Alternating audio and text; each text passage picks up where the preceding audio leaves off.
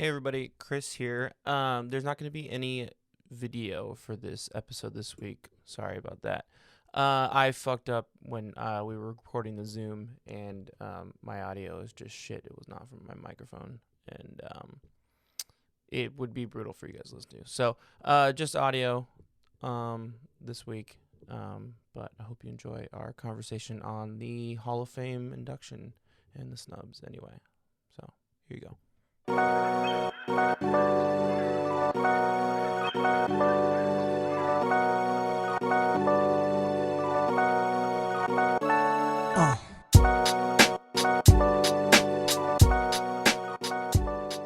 Okay, we are back from the break, and as we said before, we're going to talk the Hall of Fame vote that came, or Hall of Fame induction that came down on Wednesday, January 26th. Quite controversial and definitely on social media. It was controversial. It was a story topic all day yesterday. And we'll dive into that. We have, like we said before, a guest joining us, Tanner Wilkerson, a resident Giants fan. Mike give us an interesting perspective on that side of things. I don't know, Julio. Where do you want to start with this? Do you want to start with? Maybe we should start positive with David Ortiz, unless you think it's negative. I was gonna start with I think Tanner's the first Giants fan on the pod. Really? Has Xavier's never jumped on. I think you're right. No, the one we've tried to get him on a couple times before. Xavier Gomez, not Xavier Bejarano. Yeah. I think you are the first Giants fan, so just formally, fuck you guys. Well, I'm honored. For Tanner's a lifelong friend, so I've always wanted to get him on here, so I'm glad this is like the perfect opportunity to get him here. But yeah, first and foremost, Poppy 1000% deserves it. I don't think there's any arguments with that. I think one of the most likable baseball players, at least of our lifetimes over the last 20 years or so, or our actual baseball watching lifetimes. And I don't think there's any arguments with him going in. One of the most clutch players ever, too. Yeah, that's the main point right there that I think really gets him into the Hall of Fame. So like I was listening to Bill Simmons talk about it the other day this week, and he was talking about Big Papi's legacy, and I think it's just because he has recency bias and he's from this generation, but he was considering like Mr. Red Sox as David Ortiz, and he actually made a pretty interesting case for him because his clutch hitting in 2004 was kind of the reason why they even got out of the ALCS and came back 3-1.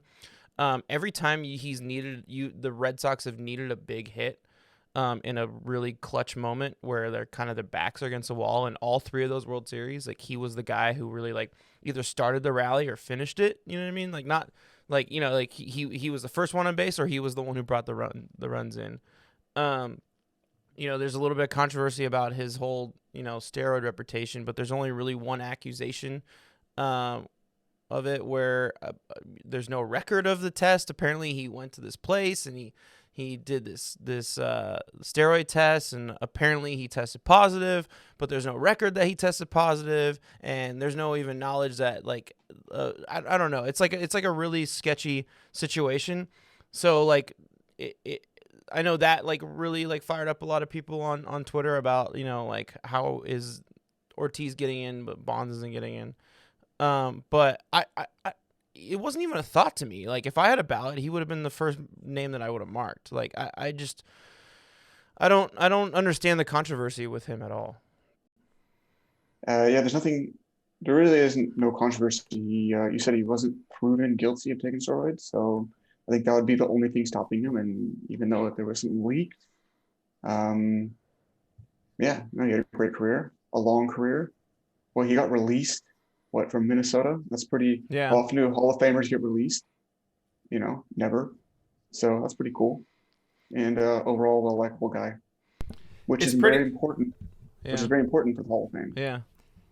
It's pretty crazy to think, too, of when you think about those mid-2000s Red Sox teams, is, of course you think of the big names with Manny, Pedro, Curt Schilling, but in reality, the real drivers behind that was like those where the Moneyball mindset kind of started taking over baseball with like David Ortiz wasn't really much of a name when he was in Minnesota, but they found something that like, hey, he could probably tear the shit out of the ball in Boston. And then you think of guys like Kevin Youkilis and I know Johnny Damon was already like a pretty established player, but he really flourished in Boston. So have you ever heard the stories of Ortiz in like in the minors, like over in Minnesota? He hit like home run derbies where he would like out hit like established stars. In the minors he like, so that's like the big like kind of argument a lot of people have, like, oh cool, he clearly used steroids because his first, I think it's like his first 3 seasons or whatever, he didn't hit a lot of home runs. And so it's like, oh, look at how many home runs he hit after that. But there's like stories of him in the minors, like if you look at his stats, like he was just fucking bombing the shit out of the ball.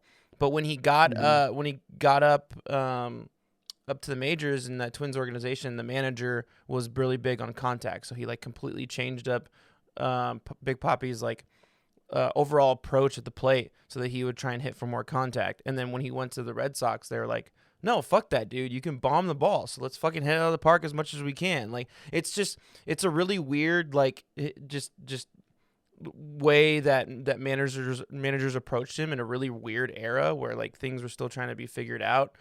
And he really kind of like took the blunt of that, like, just terrible strategy. That's the only reason why he wasn't just fucking. That's the only reason why he doesn't have like 500 plus home runs. Wait, actually, does he have 500? No, he does. He has 500 and more than that. Sorry, I mean, it's the only reason why he doesn't have more than that, I guess is what I'm saying. Yeah. Well, the first 3 years, if you look at his stats right now, he only had 51 plate appearances the first year, 300 the second year, 25 that third year. So like, you're not going to do much anyway. Yeah. You know. Is he the greatest DH of all time? Yeah. Considering I don't know a whole lot about the previous DHs from my lifetime, I feel like maybe because of most of your baseball watching life has been NL, when you're like, what the fuck is a DH, anyways?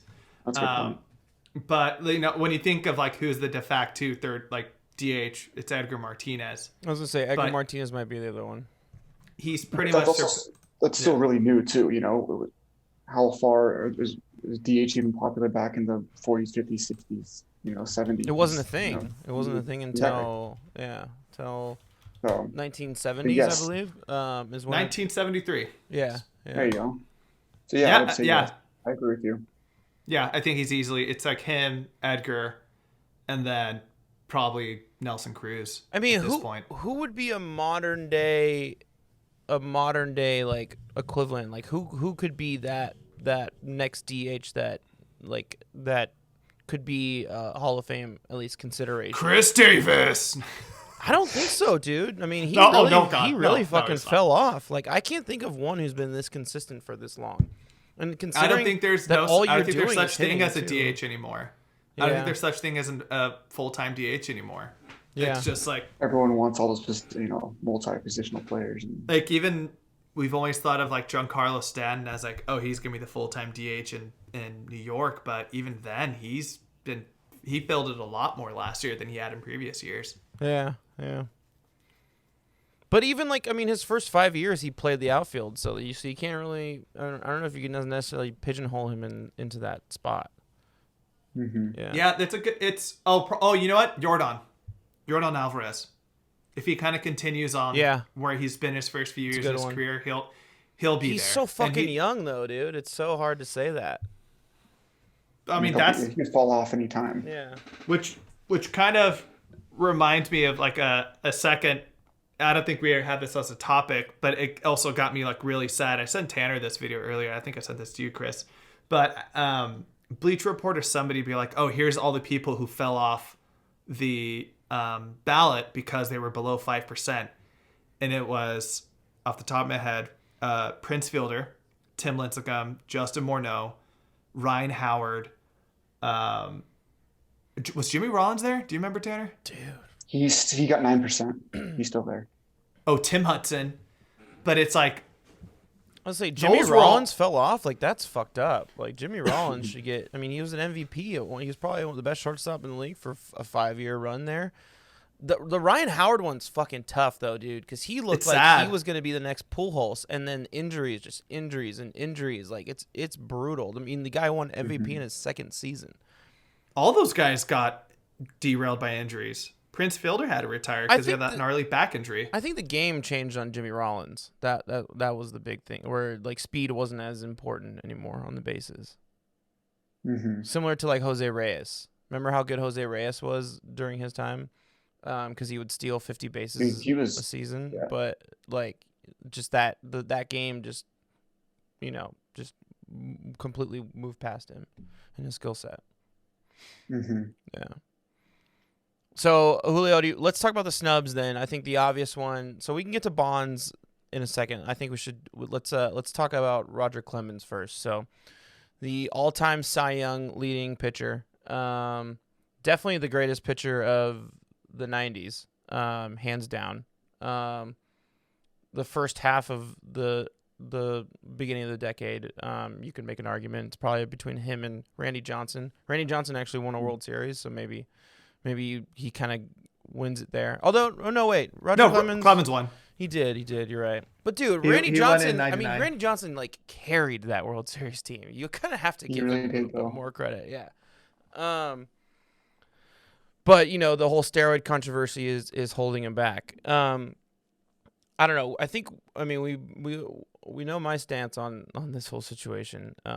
So I think go ahead, Julio. You can start it off.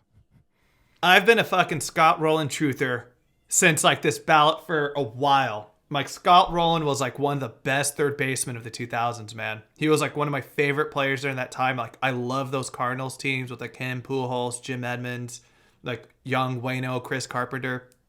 He was a stud. He was like, he did like, I know like when you go look at like, oh, who's the best third baseman 2000s, it's always A-Rod because it's like, he naturally shifted over there. But like Scott Rowland did everything. He was a consistent Gold Glove nomination. He was a consistent All-Star. He was a good power hitter. He's played on World Series teams.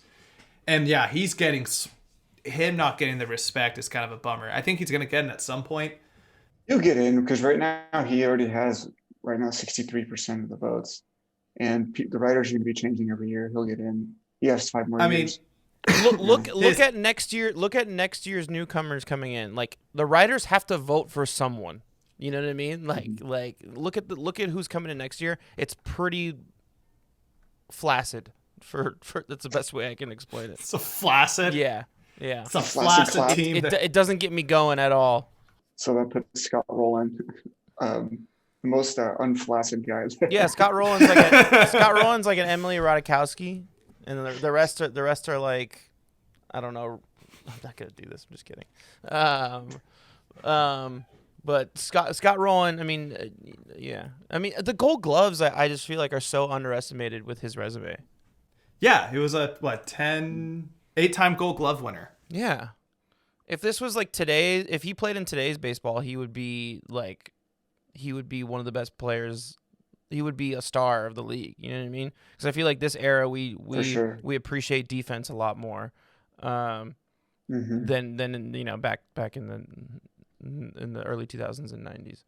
Tanner, who you got? Who's your big reference or big reference? Your big snub. Well, obviously. Yeah, everybody hold on to your knickers. Here we go. Yeah, no. Well, obviously Barry Bonds. So it's just a joke that he's not in. Same with Clemens. They're on the same boat. They both need to be in. I think that it's just kind of ridiculous that, we all grew up watching this. Both of these guys tear up the game. They're the best athletes in baseball we've ever seen, pitching and hitting. And now they're just going to, act like it never happened. Kind of just keep it out, keep pushing aside. And it just kind of takes away the integrity of the Hall for me. It's like they have all the statistics and everything they need to be into the Hall. And they're the writers, and they're trying to uphold some kind of glamorous days of baseball, that they're, no steroids, no nothing, when they've been doing drugs since the 20s in baseball. Whether it's not steroids, it's amphetamines, it's whatever they want, baseball doesn't have that much of a glamorous past, and I don't know why they're trying to keep people like Bonds and Clemens out, even though they took some steroids, because both of their resumes are already well worthy of the Hall, even before their steroid use. So, yeah, those are my. I actually want to get your opinion on another giant who is controversial giant that's been kind of snubbed on this ballot for a while now. Jeff Kent. Jeff Kent is the all-time home run leader for second baseman. I had his stats in front of me, but like there was dude, he won an MVP. Like how many second basemen can you say win an MVP? Career numbers: 377 career home runs, 5-time All-Star, 4-time Silver Slugger, MVP.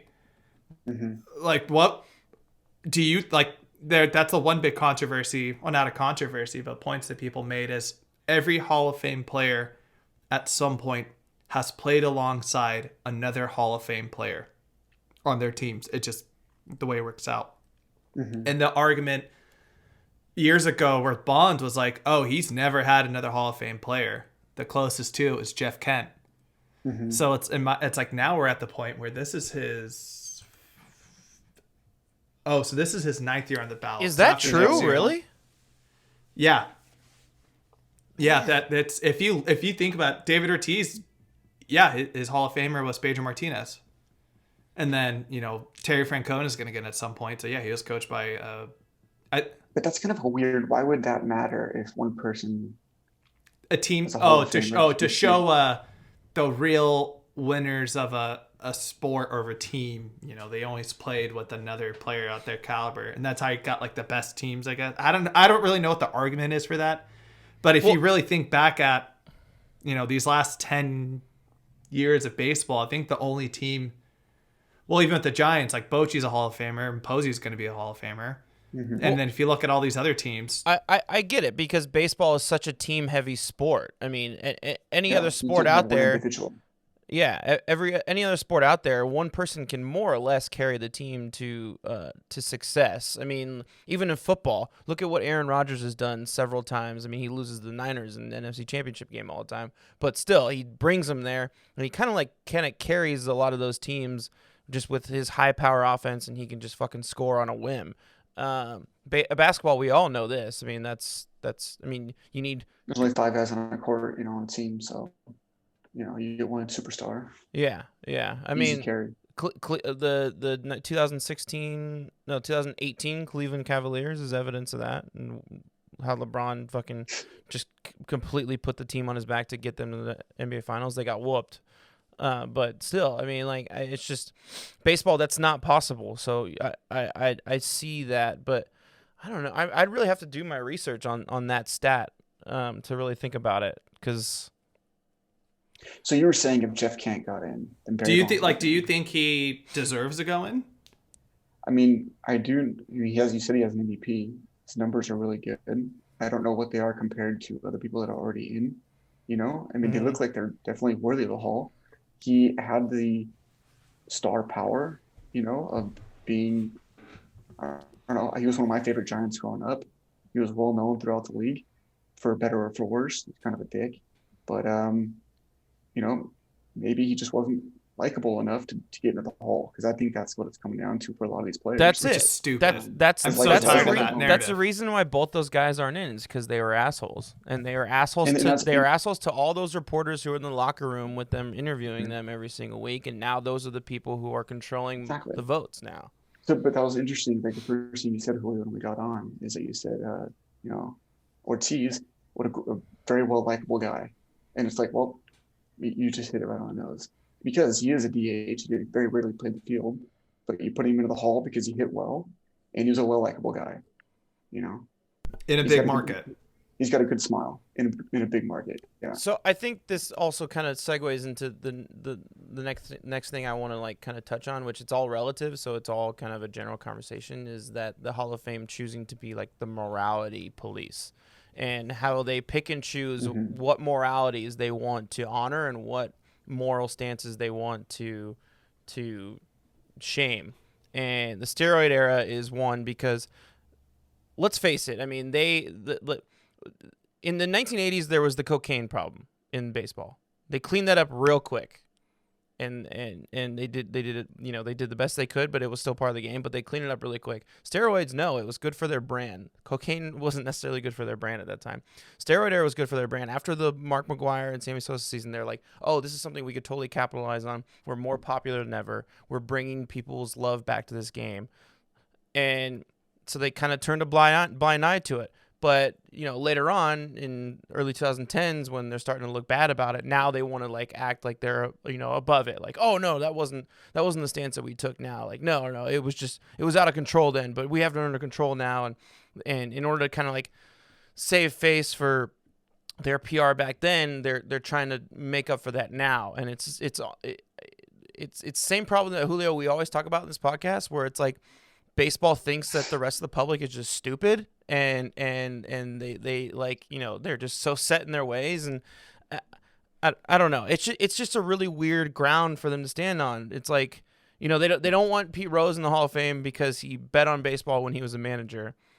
But they let Ty Cobb in, who allegedly murdered someone, and he was the part of the first Hall of Fame class. It's so all over the place. And Bill Simmons made a really good point on his podcast about this, or not that podcast. Sorry, I think it was a different one. How people have just kind of like, they don't trust baseball. Like for a long time during the golden era, it was like the one thing the sport they could rely on, one thing that they could rely on and know that's going to be consistent and it's going to give them,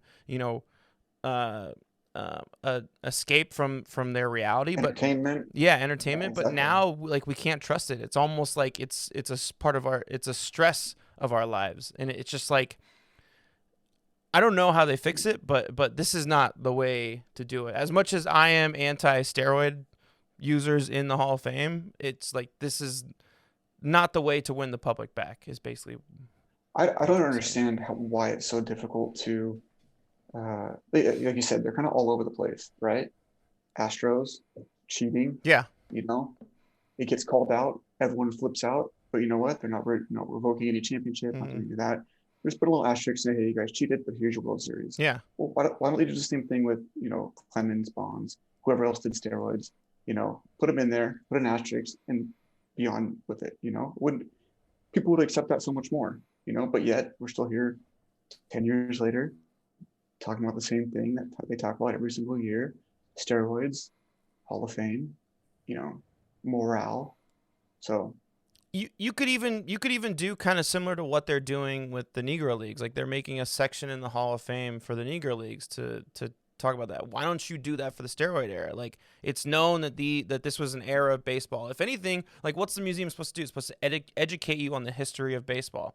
This is the history of this era. So this is the steroid room for the steroid era room. And you can learn about Barry Bonds and how he had all these insane stats from, 1997 to 2007. But remember, these stats are insane and they're enhanced because of this reason. Like, you get to learn about this era of baseball. And that's the thing. So it's like that's the problem, is that, like, everyone, the whole country, for X amount of years during the steroid era, watched baseball happen, watched it every day on television, 7:15, first pitch till 10:30 at night, everyone's watching baseball.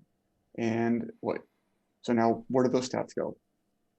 We all saw them. Yeah. And that was during a time when, it was all Michael Jordan. You think of the 90s in sports, it's all Michael Jordan. But for those couple years, like, baseball was back, baseball was king.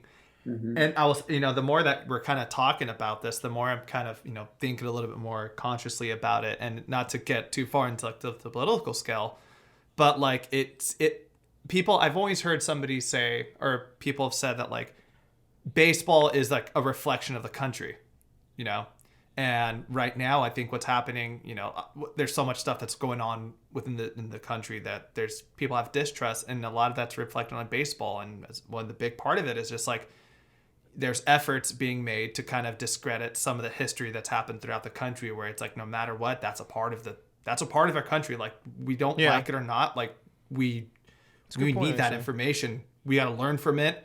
We got to show the things that came out of that were positive. You got to show the things out of it that did come negative, because at the end of the day, there's so many shitty players that took steroids. There are so many terrible players that took steroids. Think about somebody like Brady Anderson. He had what, 1 or 2 good years? That was it. Never heard from again. Shout out to former Oakland great Jack Cust. We had a 1-year glory run, and then that was it. So the argument you can make for these, these writers who are so adamant about not letting these guys in is like, you can take steroids as much as you want. That it's not going to make you more talented. It's not going to make you like Barry Bonds, who had like one of the fastest swings ever. It's not going to make you. Hold on. No, you're wrong. So it's not going to make you. It's not going to make you more talented, but it is going to enhance those stats quite a bit. Yes, but it's like but like there's still ways. You still got to study. You still have to go look at film. You still have to go to practice. You still have to work hard just because you're taking these steroids. Yeah. Because we've seen players in the past where they had one good year, and then the following season, in every sport, what happens? The following year, other teams study it. They analyze what works well, and they throw it against them. And those players never adapt. And they just fall off. That's the reality of all of sports business. If you can't adapt, you're done. So with somebody like... Adapt or die. Yeah, adapt or die. With somebody like Bonds, who... We like to quote Moneyball on here a lot, Tanner. Bonds got walked with the bases loaded multiple times, man. You're never going to see that again. Like, that's some shit like...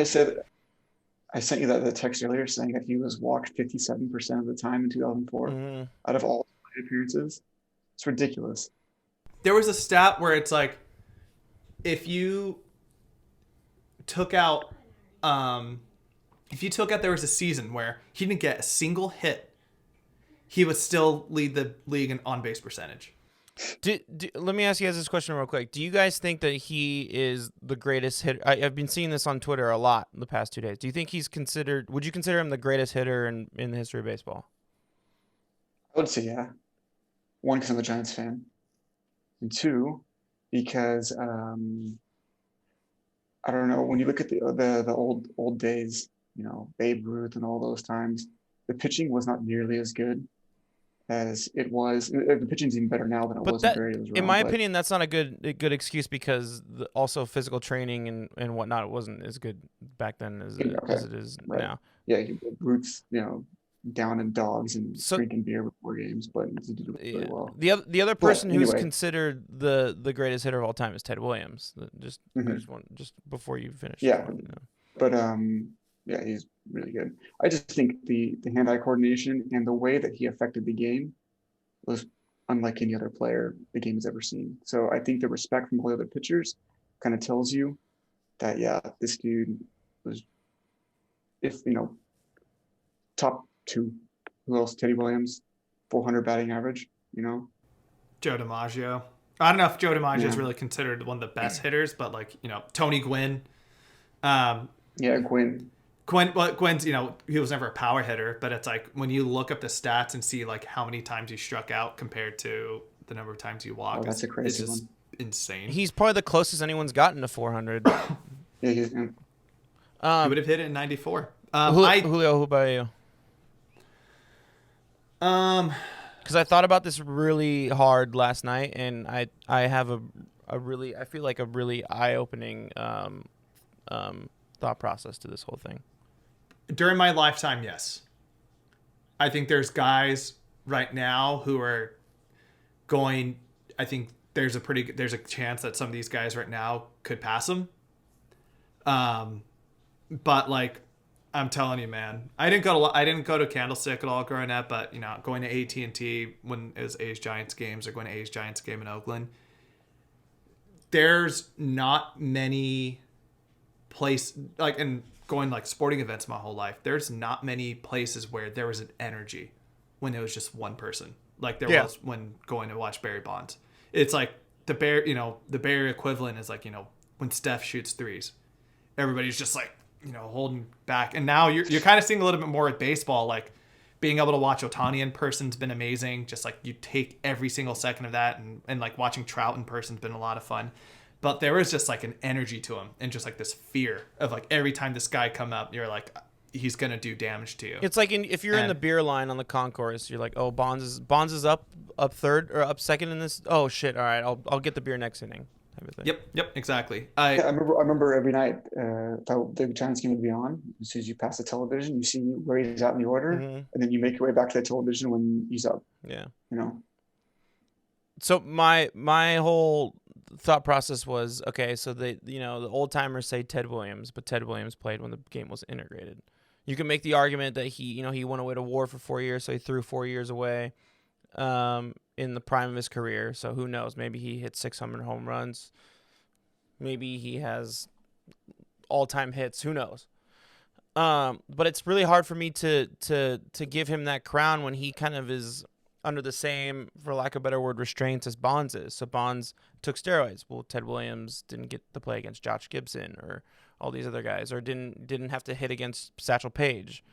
The one outlier hitter that comes to mind that I think didn't have to go through all of those controversies is Hank Aaron.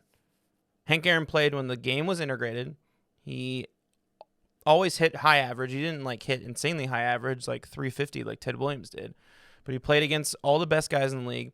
He has 16 plus All-Star appearances, something like that. Home run leader. I don't understand why Hank Aaron isn't already just crowned this. It makes no sense to me. So you're saying Hank Aaron's the best hitter of all time? That's who I consider. Because he's the only one who doesn't have a well, you know what I mean? There's no well after we have to explain his hitting. Yeah. Good point. There's no arguments here. Yeah. For the record, 25 All-Star games. Hank Aaron? Oh, fuck. There you go. 305 career average. The only other on base. The only other person that was really in consideration for me was, I guess Pete Rose, but I don't know. His average. He was always he always hit a lot of hits. His average was kind of all over the place actually because he struck out a lot. Go ahead, Chris. When I told you that, I wouldn't be surprised if there's some modern players that might get on that level. Yeah. Because you know me so well when it comes to this stuff. Who do you think was the first person I thought of? Oh, dude, you put me on the spot. Let me think. Hold on for a second. It's not Trout, Trout, it's the right? dating game. No, Yeah. It's the dating game, Tanner. Yeah. It's very cute. Can you think of it, Tanner? No. Okay. I don't know. Good luck, Chris. Who, Julio? You're going to say it, I'm going to be Juan like, Soto. fuck. Oh, Juan Soto. That's a good one. That's a good one. Tanner, his on-base percentage last year was .465. That's insane. Almost half the... Yeah. That's fun. I just don't like I agree with you. I love all the new guys out there, especially getting to see Juan Soto a few different times at AT&T or Oracle. Isn't it weird calling it that? It's really weird. Yeah. Because immediately when someone says that, I'm like, oh, Oracle Arena? Yeah. What? No, it's still weird. Yeah. But it's just too early to say for those two to be able Yeah. to even suggest that there's a possibility Yeah. of them being the greatest hitter of all time, which would be pretty cool in about 15, 20 years to look back and say, oh, well, there you go. Juan Soto's the best hitter of all time. Yeah. Now, 25 All-Star appearances, but that's ridiculous. Yeah. So, it was a crazy thing, and it really just, it gave me a perspective thing, because, All-Star, MLB, or NBA All-Star got announced. LeBron's an 18-time All-Star. Yeah. Yeah. I hate that. The only year he didn't make it was his rookie year. That's insane. Yeah. So next year, Yeah, let's you want go to give ahead that and class? let's go ahead and just make our way too early predictions. Nominees for first-time All-Stars or All-Stars Hall of Famers: Carlos Beltran, John Lackey, Jared Weaver, Jacoby Ellsbury, Matt Cain, Johnny Peralta, Jason Worth, J.J. Hardy, Mike Napoli, R.A. Dickey, Bronson Arroyo, K-Rod, Andre Ethier, and former Oakland great Joe Blanton. Do you guys remember how big of a deal R.A. Dickey was in the moment? Do you want to know? He won a Cy Young, yeah? Yeah, just how he brought back the knuckleball. Even though Tim Wakefield had been doing it for 15 years. Forgot about that guy. Yeah. And he only really had 3 good seasons. But like just the fact that he was Mhm. like 90% of his pitches were knuckleball. He was a knuckleball pitcher. He was dominating the league. He was like 40 years old. I remember he was just such a big deal. And he just came out of nowhere. It was like Lynn's sanity. Yeah. Oh Although yeah, although that's a good comp. here's the thing, that is a good comp. But here's the thing, here's the difference is like he was in the league and a consistent starter until he was like 40 years old. Like that's the wild Yeah. thing that no one like really like thinks about. Like But holy then it just, shit. you're right, it just blew up Yeah. out of nowhere. Yeah. He was 30. He was 37 when he won Cy Young. Fucking hell, dude. That's wild. Is there anybody of all those guys that you think are going to be can make it? Go ahead, Tanner. You just rattle off way too many names for me to remember. I'll just tell you the most notable names. I'll look. I'll just make this How easy about for you. I said this on the Go ahead. Twitter Spaces that we did yesterday after the announcement, Julio. The only one that kind of moves the needle for me is Carlos Beltran, but then he has steroid stuff attached to his name as well. So I don't. Oh no, I don't think they're steroids. He was just kind of the ringleader for the Astro cheating. That's right. Yeah. So I don't know. I mean, it sounds like a good year for Scott Rowland to potentially get in because they have to vote. They have to vote for someone. That's the reality of the situation. Or actually, no, they don't. They don't have to vote for anybody. But I mean, oh god, I remember when the first year that nobody was inducted, and like people were like after that people would reveal their ballots and like it was literally blank. Like that's such a fucking bitch move, dude. If you're not gonna put a vote on your ballot, you should just fucking lose your ballot. Yeah, so here's Scott Rowland for the past 4 or 5 years. 2018 he had 10%, 2019 17, 2020 35, 2021 52. This year 63. So there's a pretty good chance that next year Rowland it's his time. Yeah, I could see it. Yeah, for sure. If you had I'll drop this. Same question to you, Julio. You're not gonna answer? Oh, so Scott Rowland. If I had a vote, which my dream in life is to have a Hall of Fame vote, so I can just fuck all these boomers over. You better start writing fucking baseball articles. You better hurry up. They're not going to give it to podcasters. I promise you that. You never know. You never know. I seriously doubt it. If they are no. Well, because broadcasters aren't in or anything like that either. So certain ones are. Oh, baseball writers. That's right. Yeah. Oh, I guess I was trying to think. I was like, Tom Verducci does, but he's a fucking writer. So I guess yeah. Usually the writers go to broadcasting, but broadcasters don't become writers. That's fucking wild because I'm sorry to just real quick not tangent, but just real quick observation. Because in football, broadcasters get a Hall of Fame vote. Like Chris Collinsworth always talks about who he's gonna vote for in his ballot like this year. Like that's always like a conversation, like a slow blowout Sunday Night Football game. All right, sorry, go ahead, Julio. Scott Rowland would probably be like the guy I think should be a lock for next year if it's going to be like that. Yeah. But honestly, the guys who are like got the next 4 guys who have the highest percentage, I think should all be in. Will they get in next year? I don't know, but Todd Helton, Billy Wagner, and Andrew Jones all deserve to get in. What about Gary Sheffield? Gary Sheffield too, but it's like if they're not going to get Barry Bonds in, Gary Sheffield's not going to get in.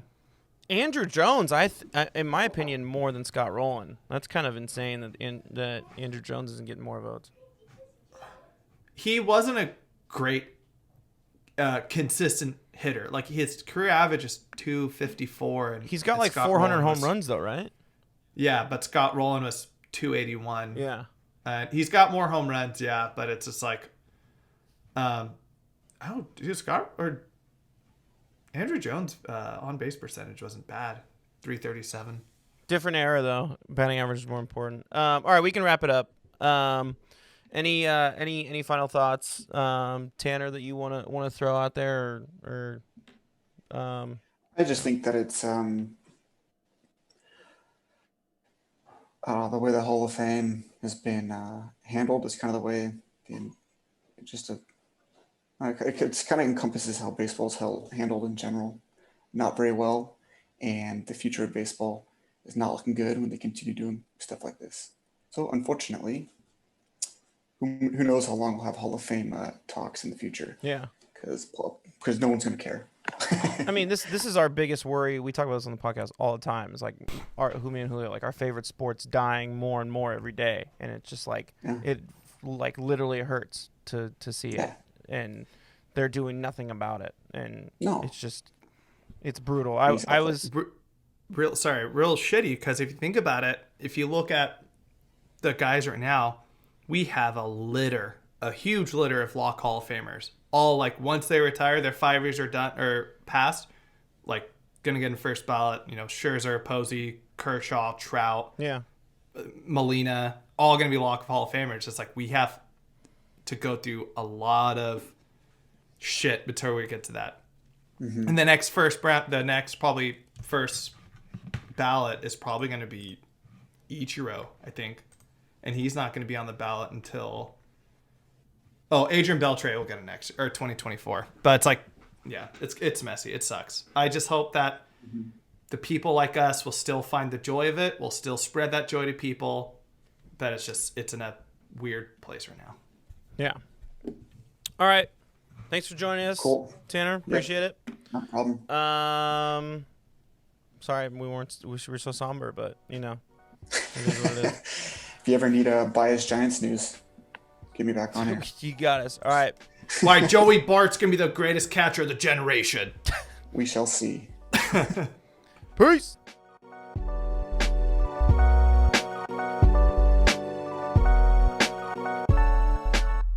The Town Tailgate is an independently produced podcast. It is written and executive produced by this guy, Chris Madrigal, and my partner in crime, Julio Reynoso. It is sound mixed and edited by yours truly. Social media management and marketing is run by, once again, my partner, Julio Reynoso. And a special thanks and shout out to my brother, Larry Madrigal, for composing and producing our theme song, as well as graphic designing our album cover and artwork.